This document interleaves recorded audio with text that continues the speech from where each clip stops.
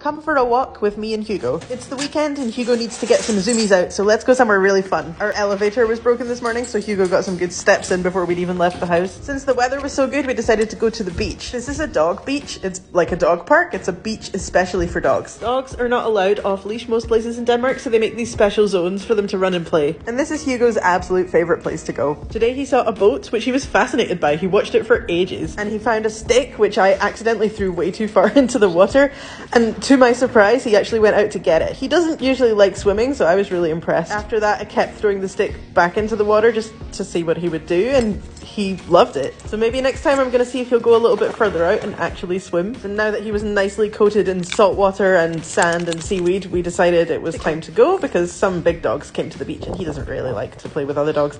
But he did say hi to this dog, although he was very good. He came when I called him. And on our way home, Hugo really wanted to go to the pet shop that's across the road from the beach. He really left me with no choice. And I was a bit worried about going in since he was so dirty, but the owner didn't mind at all and she was so nice. She gave him loads of treats. This is why Hugo always wants to go there, because she has this treat box on the counter and she always gives him treats. And then he decided to get a job in the shop and be her new assistant. So I hope he's going to start paying rent. Then we went home with the treats that we bought and our elevator was working again, thank goodness. Then I hung all Hugo's wet stuff up to dry. Installing this drying rack is seriously the best thing I've ever done. And of course we had to give the pup a bath. Hugo was really stinky. He's surprisingly good about getting a bath actually, but he does not like getting his ears wet, so then he dried them all over the rug. And then finally he relented to me drying his booty and his ears, and then he was a happy boy. And of course I had to give him one of the chews we bought in the store as a reward for being such a good boy. Hugo says, "Thank you for joining us on our walk. See you next time."